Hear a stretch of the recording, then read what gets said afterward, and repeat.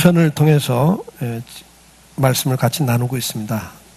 지난주에 13장을 다루면서 오늘 현실 속에 하나님이 안 계신 것 같은 그런 절망적 상황 속에서 어떻게 우리 믿음의 선배들, 특히 다윗은 하나님을 붙잡고 살았는지에 대해서 말씀을 나눴습니다.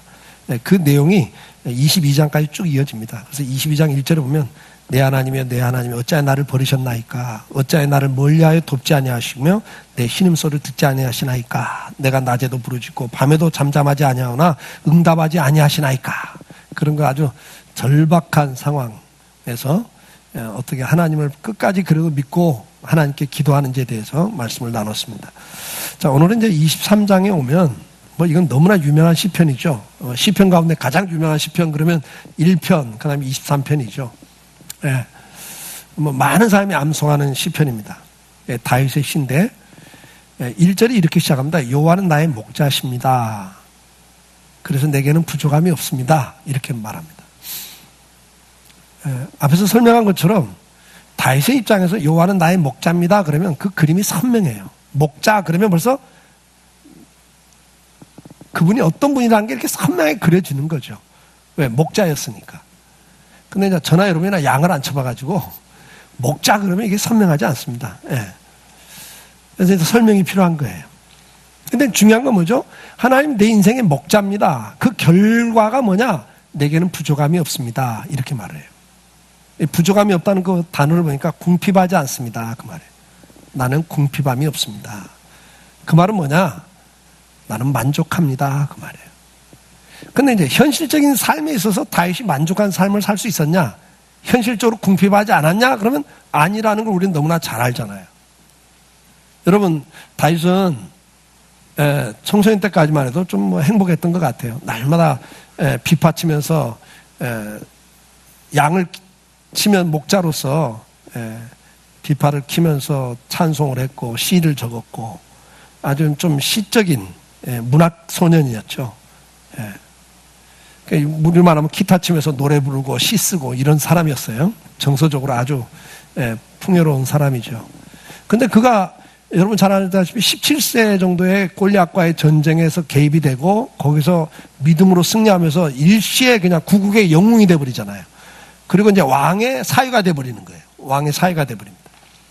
근데 이제 그 인기 때문에 왕이 사울왕이 다윗을 이제 미워하기 시작하죠. 그래서 끝내는 어떻게 합니까? 죽이려고 하니까 도망을 치고 그래서 그 결혼까지 시켰는데 자기 딸을 딴 남자한테 줘버리는. 그래서 이제 이 권력에 의해서 가정이 깨져본 사람이에요. 우리나라도 옛날에 군사 정권 시절에 권력에 의해서 많은 가정들이 깨진 적이 있잖아요. 그럼 국가 권력에 의해서 다윗은 가정이 깨져본 경험을 가진 사람입니다. 이건 너무나 큰 상처죠. 그리고 정말 그 어려울 때 자기를 끝까지 사랑했던 우정을 가졌던 요나단, 전쟁에 죽는 그런 아픔을 또 겪어요. 그러니까 친구, 가장 목숨처럼 사랑했던 우정을 가졌던 요나단이 전쟁에 죽잖아요. 이런 아픔을 우리는 겪어보지 않았습니다. 그러니까 겪어본 분들 있죠. 정말 가까웠던 친구가 교통사고로 죽고,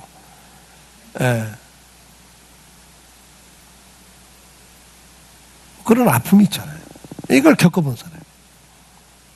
거기다 가장 믿었던 신하들로부터 배신도 당해봤고, 그 다음에 이제 왕이 됐을 때도 여러분, 왕이 되면 권력을 가지면 부귀영화를 다 누리잖아요. 근데 만족할 수 있었을까요? 아니요. 다윗은 평생 국토를 넓히느라고 침입하는 주변 국가들을 정리하느라고 평생 전쟁을 치른 사람이에요. 그 권력을 잡으면 부귀영화를 누리는 것이라고만 생각하시면 안 됩니다. 제가 지난주에 그 미국에서 나온 걸 그 뉴스를 봤어요. 근데 그 연구를 했더라고요. 그래서 미국의 대통령이 취임하기 전의 사진과 임기 마칠 때 사진을 비교하는 거 보니까 그 짧은 기간에 너무 늙는다는 거예요. 일반인보다 훨씬 빨리 늙는다는 거예요. 많이 늙는다는 거예요. 그래서 그 아브라함 링컨 사진도 나오고요. 그 다음에 클린턴, 그 다음에 부시, 그 다음에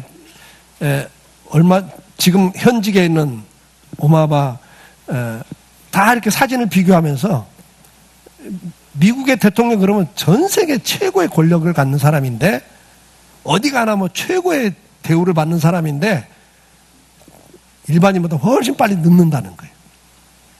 그러니까 여러분, 거기도 궁핍함이 있는 거예요. 스트레스 엄청나게 받는 자리인 거예요. 자, 우리 인생이라고 하는 것은 궁핍함이 없는 사람이 어디 있어요? 저와 여러분이 늘 부르는 찬송, 애창곡이 하나 있죠. 찬송. 늘 아쉬운 마음뿐일세. 날마다 아쉬운 마음을 갖고 살아요. 만족이 있습니까? 그런데 다윗은 내 인생에 만족이 있습니다. 여호와가 목자기 때문에. 그러면서 제가 구체적으로 설명을 하는 게 2절이에요. 그가 나를 푸른 풀밭에 누이시며 쉴만한 물가로 인도하십니다. 그래요. 자, 여러분, 푸른 풀밭, 쉴만한 물가, 초장을 딱 그림을 그리면 낭만적이잖아요. 여러분들 전원 생활이 떠오르죠? 날마다 꿈꾸는 전원 생활. 아, 그런 노후를 맞으면 얼마나 좋을까. 뭐 이런 생각 안 해보셨어요? 푸른 초장에 집을 짓고 하이트하우스 딱 하나 쳐놓고 얼마나 낭만적이에요? 근데 여러분, 그건 이제 우리 입장이고, 양의 입장에서 푸른 풀밭, 푸른 초장과 쉴만한 물가는 전혀 다른 문제입니다, 여러분. 양에게 있어서 푸른 초장은 매일매일 먹거리인 거예요. 매일매일 먹고 사는 문제입니다, 여러분. 그러니까 매일매일 먹고 사는 문제예요. 쉴만한 물가는, 여러분, 그건 정말 쉴만한 물가, 말 그대로 좀 쉼과 평안과 만족이 있는 거죠. 그것은 우리가 날마다 추구하고 있는 일상적인 삶입니다, 여러분. 여러분들, 정말 양의 입장에서는 푸른 풀밭, 먹거리가 걱정이 없어. 그냥 눈뜨면 있어. 날마다 꿈꾸는 환경이죠. 언제 한번 그렇게 내일 일 걱정하지 않고, 오늘 일 걱정하지 않고, 좀 그냥 그렇게 눈만 뜨면 먹을 게 풍부한, 그런 조건에서 좀 살아볼까. 꿈이죠. 정말 만족할 수 있는 물가, 여러분에게 있습니까? 있으세요? 없잖아요. 여러분의 가정생활이 과연 푸른 초장이고 쉴만한 물가십니까? 정말 이 남자는 내 인생에서 나에게 만족을 줄 것 같아. 이 여자만 내가 결혼한다면 내 인생은 정말 푸른 초장 쉴만한 물가가 될 것 같아. 그래서 결혼하셨잖아요. 근데 현실은 어떻습니까? 만족이 있으세요? 지금도 계속 이 남편이 이렇게만 해주면, 아내가 이것만 좀 해주면 나는 만족할 것 같아. 늘 아쉬운 마음을 갖고 지금도 살고 계시잖아요. 여러분, 일터에 가면 만족이 있습니까? 사장님이 이렇게만 해주면 너무 좋을 것 같아요. 아니면 그냥 위에 있는 과장이나 차장님이 이렇게만 해주면 난 너무 좋을 것 같아. 그런데 그 사장님이나 그 차장님한테 물어보세요. 아이고, 저 과장이 이렇게만 해주면 난 너무 좋을 것 같아. 저 직원이 이렇게만 해주면 난 너무 좋을 것 같아. 그분들도 그러고 계시거든요. 그럼 여러분, 교회는 만족하십니까? 가정이나 일터에서는 만족을 못 얻을 망정, 그래도 하나님 믿는 우리가 하나님께 예배하는 이 장소, 성도의 교제가 있는 이 장소에서는 만족해야 되잖아요. 근데 만족이 있으세요? 교회 와도 늘 아쉬운 마음이잖아요. 목사를 보면서 만족하세요? 여러분들 교구장이신 장로님들 보면서 만족하세요? 여러분 구역 기도자 보면 만족이 됩니까? 아니잖아요. 중요한 건 뭡니까? 정말 이 푸른 풀밭 쉴만한 물가는 우리가 날마다 추구하는 겁니다. 근데 문제는 뭡니까? 양 스스로가 그 푸른 초장을 찾을 수 없다는 거예요. 그게 문제인 거예요. 저와 여러분이 스스로가 푸른 초장을 찾고 있지만 찾을 수가 없습니다. 그래서 평생 꿈꾸고 사는 거예요. 그래서 이제는 그 꿈조차 내려놓고 사시잖아요. 여러분 남편 포기하셨죠? 아직도 포기하지 못하고 요구하고 계세요? 아직 그 철이 덜 들었습니다. 이제는 여러분들 꿈을 접었잖아요? 왜요? 날마다 추구해봤지만 아니라는 걸 이제 알았잖아요. 지금 오늘 본문이 뭘 이야기하는가를 잘 보셔야 됩니다, 여러분. 우리가 양이라고 해요. 양 같은 비유를 하는 거죠. 양 같은 존재라고요. 한 군데에서 목장이 아니죠. 2, 3일만 풀을 뜯어보면 없어져요, 풀은. 그리고 풀이 다시 자라려면 시간이 필요하잖아요. 그래서 유목을 하는 거예요. 그래서 양을 데리고 또 다른 동네로 가는 거예요. 다른 지역으로 가는 거예요. 요즘에는 가다 놓고 그냥 갖다 먹이는 걸 하지만 그렇게 키우는 건 건강하지 않죠. 자, 이렇게 돌아가니까 다른 동네를 가면 양의 입장에서 이건 새 길이에요. 여러분들 내일 일을 아십니까? 그래서 날마다 불안하신 거잖아요. 앞으로 10년 후가 되면 지금 현재 직장들 상당수가 전문직이 없어진다 그러잖아요. 급변하고 있어요. 앞으로 유망하다고 그래서 8년, 10년 가서 박사학위 받고 와보니까 이미 그 분야가 사양산업이 돼버린 거예요. 교수 자리가 없고 직장이 없는 거예요. 오자마자 그래도 들어갔어요. 대우받고 들어가는데 2, 3년 있다가 구조조정 당하는 분야가 돼버린단 말이에요. 여러분 내일 모른다니까요? 더군다나 이번에 알파고 나오고 난 다음부터는 어때요? 이제 10년? 10년이 보장이 안 됩니다. 이제 뭐 한 3년, 5년에 어떻게 세상이 바뀔지 몰라요, 지금 우리는. 여러분에게 푸른 초장이 우리 스스로는 알 수가 없다니까요. 미래에 대해서도 우리는 알 수가 없고 내일 일을 알 수가 없잖아요. 여러분 가족 가운데 어떤 일이 생길지 누가 알아요? 이런 자연재해가 우리에게 당할지 언제 누가 알고, 갖가지 사건 사고들이 우리 속에 일어나는 걸 누가 알아요? 아무도 모릅니다, 여러분. 우리는 양 같은 존재예요. 우리가 정말 꿈꾸는 푸른 초장 쉴만한 물가, 그렇게 가고 싶지만 안 되고 있다는 걸 알잖아요. 이미 경험하고 계시잖아요. 어떻게 해야 될까요? 다윗도 수많은 인생의 고비들을 파란만장한 삶을 살면서 경험하면서 느낀 거예요. 자기도 여러 가지 방법을 다 동원해봤고 다 해봤지만 인생이 자기 마음대로 안 되는 걸 너무 뼈저리게 느끼면서 고백하는 시예요. 하나님, 살아보니까 하나님만이 내 인생의 목자입니다. 우리 인생의 목자는 부모도 아닙니다, 여러분. 부모도 실수가 많습니다. 자, 그래서 다윗이 고백하는 겁니다. 하나님, 살아보니까요, 내 인생을 푸른 초장으로 쉴만한 물가로 인도하시는 분은 하나님밖에 없습니다. 하나님밖에 없습니다. 오늘 이 고백을 일찍하고 살 수 있기를 축복합니다.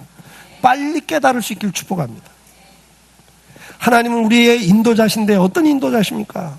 창세기 24장 27절에 이르되 나의 주인 아브라함의 하나님 여호와를 찬송하나이다.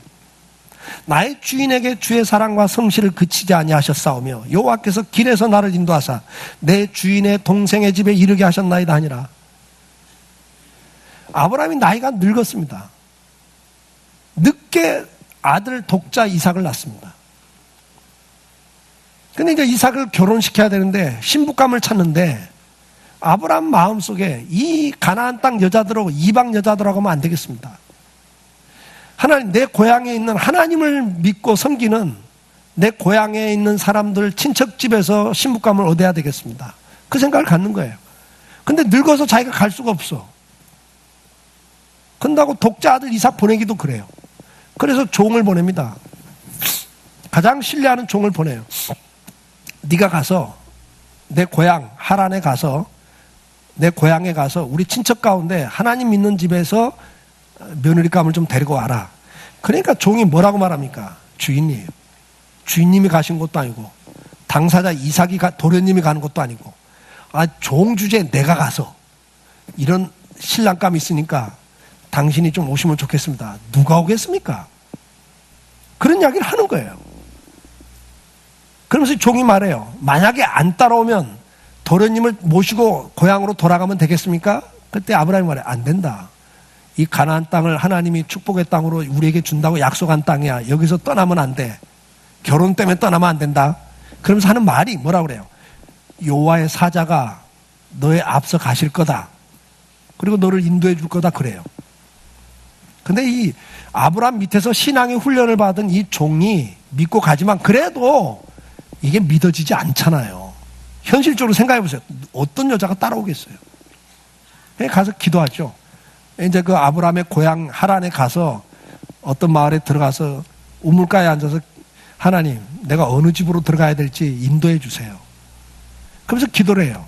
하나님, 이 물길로 저녁 때가 돼서 많은 여자들이, 아가씨들이 물길로 오는데 내가 물 한 그릇 달라 그러면 나한테만 주는 게 아니라 낙타들에게도 물을 주는 여자가 있다면 그 여자를 하나님 인도하시면 믿고 따라가겠습니다. 그리고 이제 기도를 끝내놓고 있는데 아가씨들이 나오는데 아가씨들한테 물을 한 그릇 좀 달라고 나그네가 부탁을 하는 거죠. 그런데 이 리브가가, 나는 아가씨가 와서 부탁을 했더니 물을 딱 주더니 그 다음에 옆에 있는 낙타들을 본 거예요. 낙타가 한두 마리가 아니거든요. 왜? 지금 애물과 교대로 타고 갈 낙타를 지금 여러 마리 끌고 갔어요. 낙타가 물을 조금 마셔요? 물을 많이 마시는 낙타가 한두 마리도 아니고 열대 마리 되는 낙타에게 물을 준다는 게 이건요, 아주 일삼아 해야 될 일인데, 이 아가씨가 물을 주더니 딱 보더니 낙타도 제가 물을 먹이겠습니다 이러는 거예요. 이건요, 하인들이 하는 일이에요, 여러분요. 이걸 딱 보더니 이 고백을 하는 거예요, 이 종이. 하나님은 이런 개인의 가정사까지도, 그 걸음 하나하나까지도 인도하고 계십니다. 이 고백을 하는 겁니다. 하나님이 한 개인의 가정만 인도하십니까? 출애굽기 6장 8절에 내가 아브라함과 이삭과 야곱에게 주기로 맹세한 땅으로 너희를 인도하고 그 땅을 너희에게 주어 기업을 삼게 하리라. 나는 여호와라 하셨다. 이스라엘 민족을 출애굽시켜서 가나안 땅까지 또 인도해 가시는 분이 하나님입니다. 13장 9절에 이것으로 내 손에 기호와 내 미간에 표를 삼고 여호와의 율법을 내 입에 있게 하라. 이는 여호와께서 강하신 손으로 너를 애굽에서 인도해 내셨다. 10가지 재앙을 내리면서 그 강력한 애굽 군대를 항복시키고 이스라엘을 구원해 내신 거예요. 그 다음에 13장 21절에 뭐라고 말하면 여호와께서 그들 앞에 가시며 낮에는 구름 기둥으로 그들의 길을 인도하시고 밤에는 불 기둥으로 그들을 비추사 낮이나 밤이나 진행하게 하시니 그랬어요. 구원을 내고 끝나는 게 아니라 가나안 땅까지 어떻게 인도해 가요? 그 광야길을, 길이 없는 광야길을 낮에는 구름 기둥으로 쫙 인도해 가시는 거예요. 여러분 사막성 기후 아시잖아요. 낮에는 40도 50도 올라가는 거예요. 근데 거기는 그늘만 지면 시원하거든요. 사막성 기후가. 하나님 구름으로 쫙 깔아갖고 이스라엘 백성들에게 시원함을 주는 거예요. 밤에는 또 얼마나 추워요.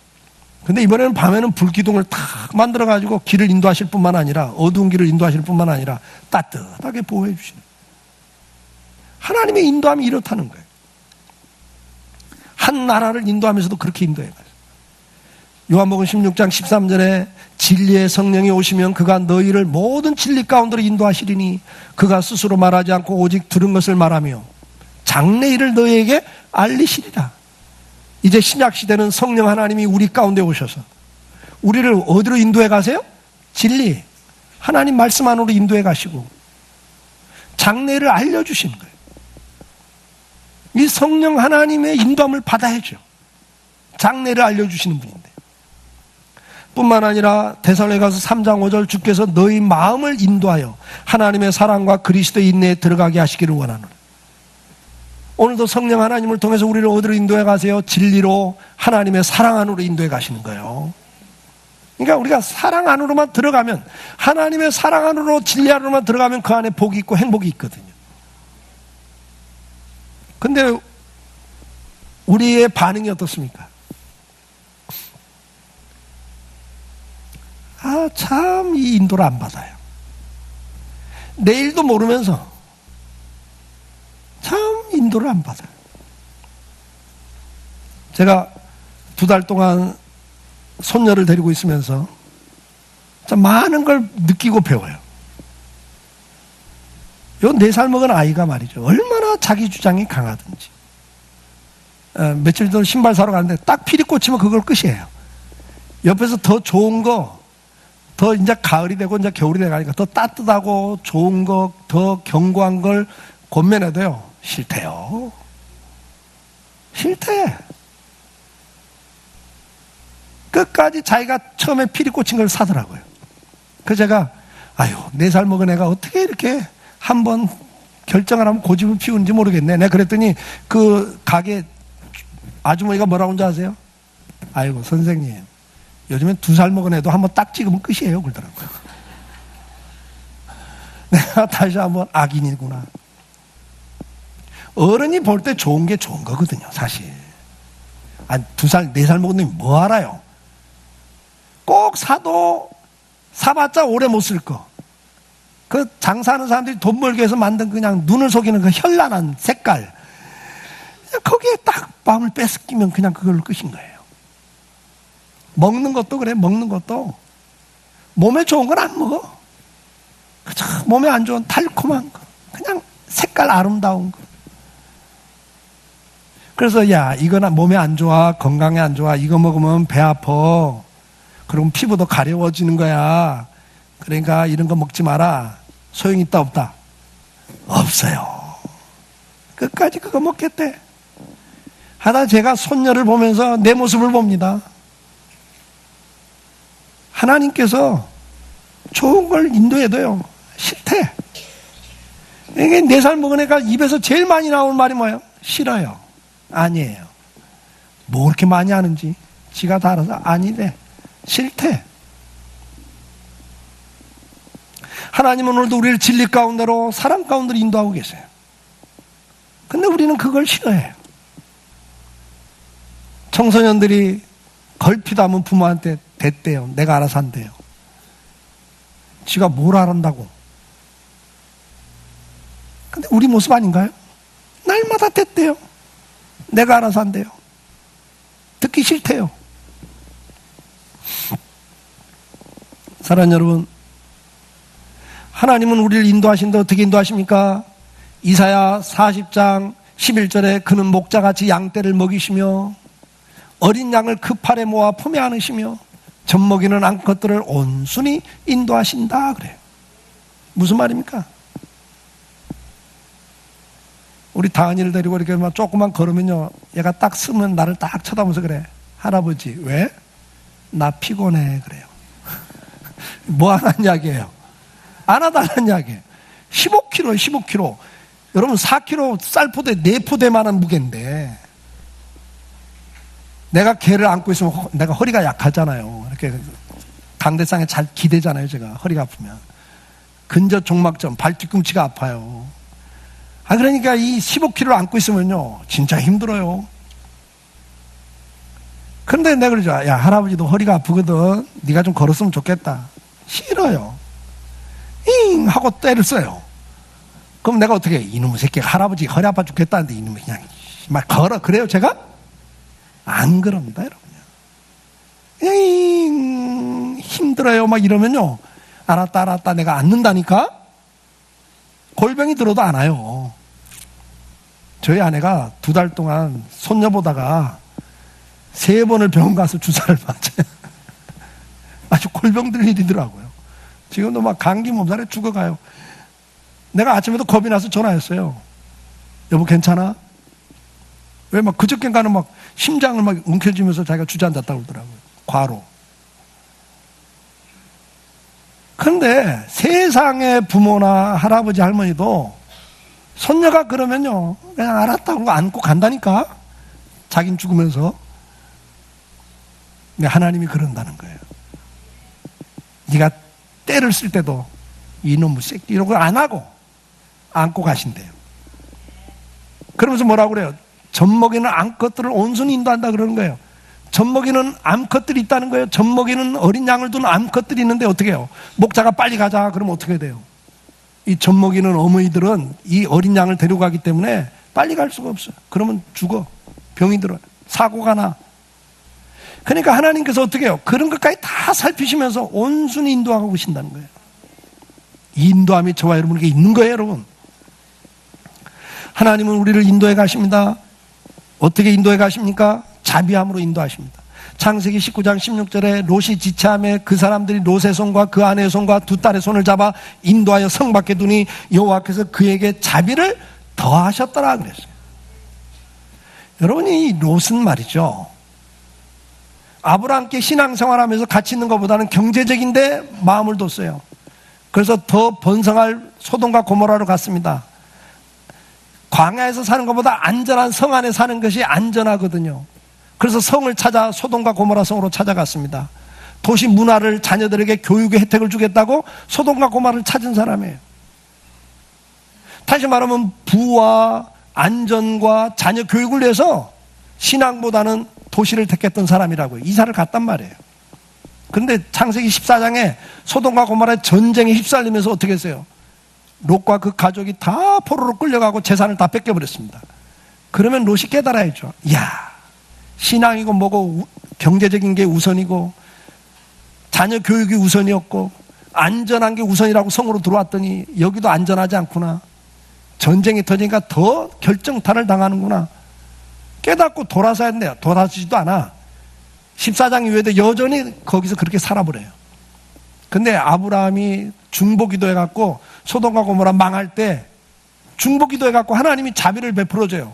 야, 빨리 나가. 이 소돔과 고모라에 불이 떨어져. 다 망한다. 빨리 나가라.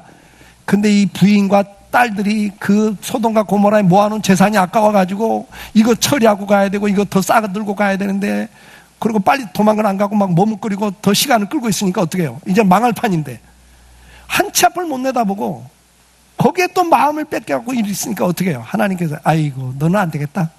옛날에도 기회 줬는데 못 깨닫고 이번에도 또 아브라함한테 너 봐주는데 내가 자비를 베풀려 하는데 아직도 거기다가 마음 뺏겨갖고 안 나가? 너는 안 되겠다 야. 그러고 그냥 가버려요? 아니요. 이번에 또 자비를 더 베풀어서 강제로 끌어다 내놓더라는 거예요. 이게 하나님이세요, 여러분. 자비를 베푸시는 분이에요. 이사야 48장 17절에 뭐라고 말씀합니까? 너의 구속자여 이스라엘 거룩하신 이신 여호와께서 이르시되 나는 내게 유익하도록 가르치고 너를 마땅히 행할 길로 인도하여 내는 하나님 여호와라 그랬어요. 여러분, 하나님은요 우리에게 유익하도록 가르치고 가면 잘 되는 길로 마땅히 행할 길로 인도해 주시는 분이라는 거예요. 근데 말을 안 들어요. 누가? 철이 안 든 자식들이 참 말을 안 들어. 부모가 그렇게 애달파가지고 막 속이 상하면서 얘야 그러면 안 된다. 너 좀 그래 봐라. 근데 이렇게 말을 계속 안 듣고 좀 커버리니까요. 이제는 말하면 관계가 깨지니까 그 말조차 못하고 말아. 그냥 뒤에서 기도하죠. 하나님이 오늘도 저와 여러분을 어떻게 해요? 유익하도록 가르쳐요. 좋은 길로 인도하시는 거예요. 따라갈 수 있기를 축복합니다. 시편 78편 72절에는 이렇게 말씀합니다. 이에 그가 그들을 자기 마음의 완전함으로 기르고 그의 손에 능숙함으로 그들을 지도하였도다 그랬어요. 하나님은 완전하신 분이에요. 능숙하신 분입니다. 서툴질 않으세요. 그런데 저와 여러분은 어떻습니까? 저도 다솜이 동혁이를 키우면서 우리 부부도 최선을 다한다고 애를 썼습니다. 최선을 다해서 우리 아이들에게 유익하도록 가르치겠다고 가르쳤고 최선을 다해서 그 아이들을 키우겠다고 했어요. 어느 때는 교인들이 뒤에서 목사가 돼갖고 무슨 돈 있다고 애들한테 저런 데를 보내냐고 공연도 갔다 오고 스키 캠프도 보내보기도 하고 어쩌다 한 번 하는 거지만 교인들 입장에서는 그 말 제가 못 들은 거 아니에요? 들었어요. 목사가 무슨 돈이 있다고 저런 데 애를 보내냐고. 그런데 우리 마음은 아니에요. 평생에 한 번 있는 거 한번 이런 경험도 해봐라. 정말 카드를 몇 개월씩 활부 긁으면서 해주는 거였거든요. 최선을 다했어요. 최상으로 한다고 노력했어요. 그런데도 웬걸요. 부모 노릇 처음 하는 거라 미숙한 게 너무 많은 거예요. 우리 아이들 다 큰 다음에 늦게 깨달았죠. 그래도 너무 많은 상처를 준 거예요. 우리는 자기들을 위해서 한다고 그랬지만 애들에겐 그게 상처였더라고요. 왜? 그걸 감당할 수 없는 수준인데 아까 어린 양인데 품고 가야 될 때 품고 가지 못하고 때리면서 임마 그것도 못해. 너 이러면 안 돼. 애들은 상처죠. 저희 아내가 애들 앞에서 울면서 미안하다고. 최선을 다한다고 했지만 나는 너를 위해서 한다고 했지만 너한테 상처를 줘서 미안하다. 우리는 미숙한 사람입니다, 여러분. 왜? 부모 노릇 처음 해보거든요. 그래서 우리 아내가 한 말이 있어요. 손주라도 한번 키워보고 싶다고. 이제는 손주를 키우면 좀 제대로 키울 수 있을 것 같다고 그런 이야기를 했거든요.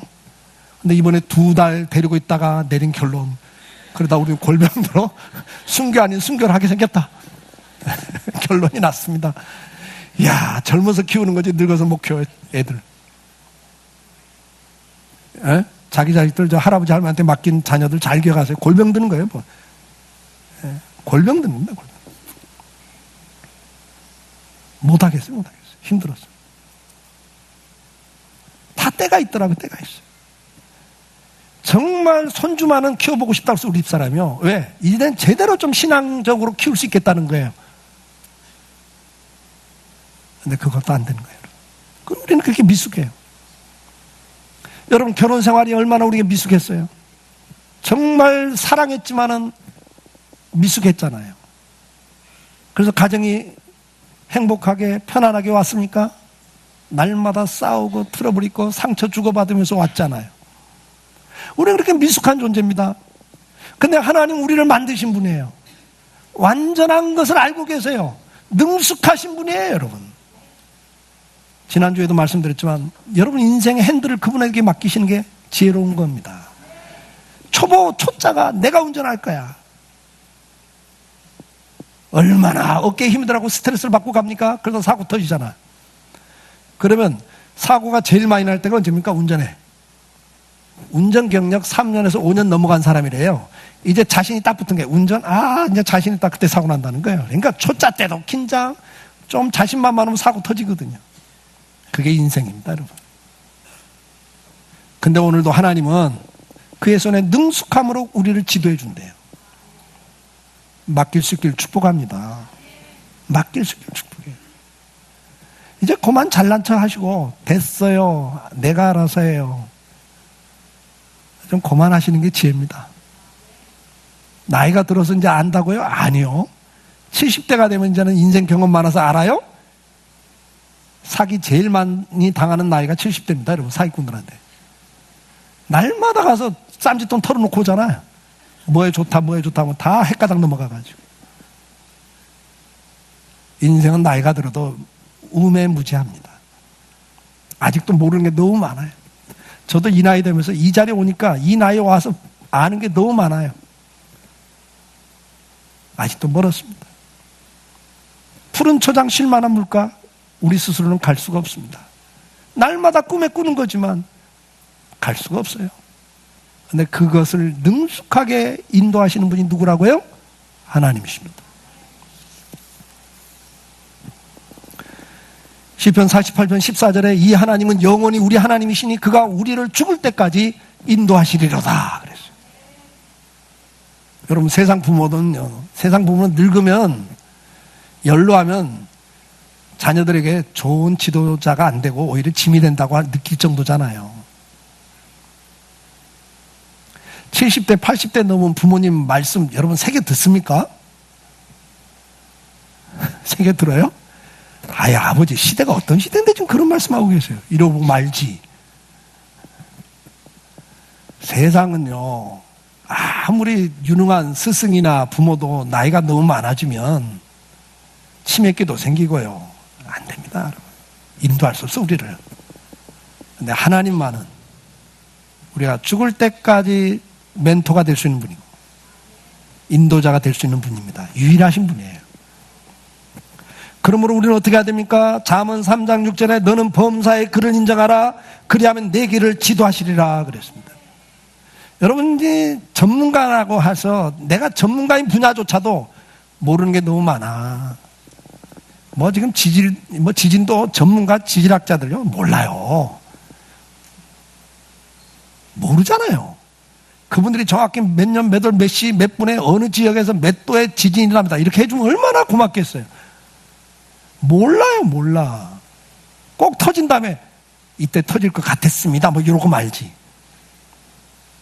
그러니까 여러분, 근데 하나님은 너무나 우리를 잘 알고 계시고 능숙하신 분이에요. 근데 문제는 뭐냐? 그분을 인정하셔야 돼요. 하나님이 나의 인도자십니다. 나의 목자입니다. 인정하시면 어떻게 해야 돼요? 너의 길을 지도해 주겠다 그래요. 맡기셔야 되는 거예요. 맡기셔야 돼요. 시편 25편 5절에 주의 진리로 나를 지도하시고 교훈하소서. 주는 내 구원의 하나님이시니 내가 종일 주를 기다리나이다. 이제는 그분에게 내 인생을 맡기고 지도해 주실 것을 구하셔야 돼요. 그리고 기다리셔야 돼요. 내가 알아서 막 챙겨나가지 마시고. 시편 31편 3절에 주는 나의 반석과 산성이시니 그러므로 주의 이름을 생각하셔서 나를 인도하시고 지도하소서.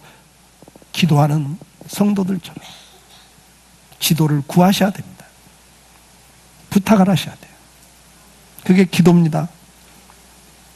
오늘 내 목자가 되신 주님 앞에 내 인생을 제대로 인도하실 푸른 초장과 실만한 물가로 인도하실 그분 앞에 여러분 인생을 맡기시길 바랍니다. 그리고 온순하고 자비롭게 유익하도록 좋은 길로 능숙하고 완벽하게 우리를 죽을 때까지 인도하신 그분 앞에 주님이 내 목자입니다라고 고백하실 뿐만 아니라 고백하셨다면 이제는 어떻게 해야 됩니까? 그분의 인도함을 기다리셔야 돼요. 구하시고 기다리시고 그 다음에 어떻게 해야 돼요? 순종하셔야 됩니다. 야 이렇게 해라 그러면 아 싫어요. 좀 그만하시고 아니에요. 그만하시고 좀 내 생각하고 안 맞아도 여러분 순종하면 그게 축복입니다. 참 하나님의 인도하면 세밀합니다. 여러분 너무나 많은 간증들이 있잖아요.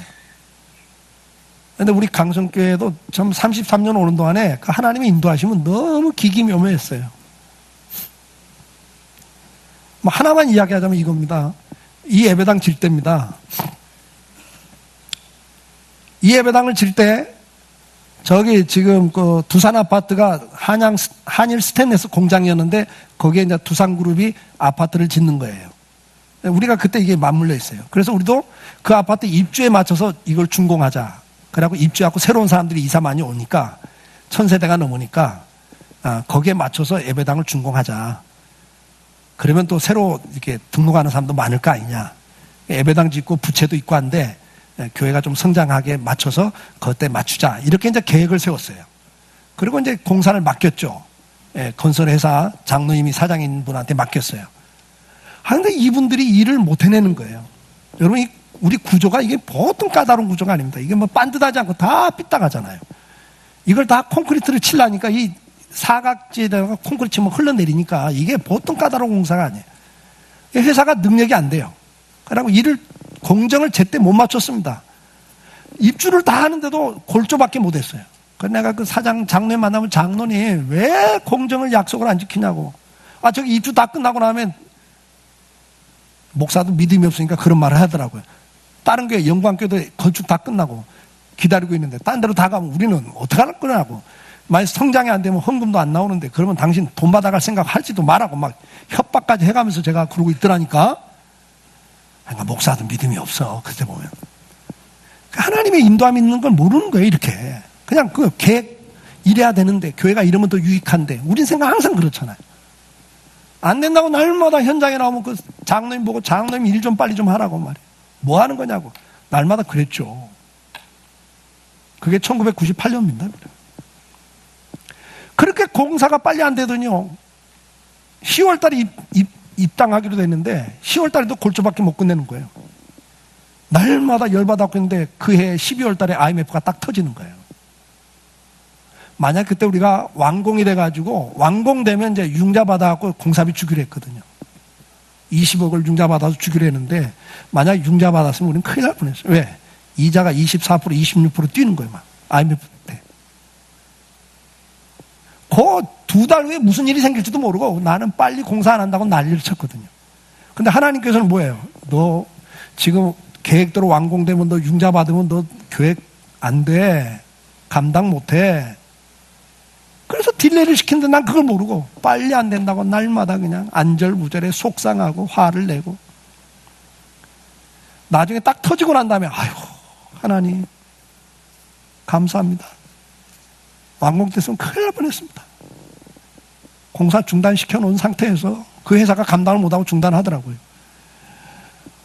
이자 안 나가 공사비 더 달라 소리도 안 해. 그 기간에 얼마나 감사했던지 는 몰라요. IMF 터지고 나는 감사했어요. 야, 큰일 날 뻔했다. 그게 우리 인간입니다, 여러분. 교회 역사 속에도 하나님이 그렇게 세밀하게 능숙하게 인도해 가시는데, 완전하게 인도해 가시는데, 좋은 길로 인도해 가시는데, 우린 그걸 모르고 날마다 왜 이래요?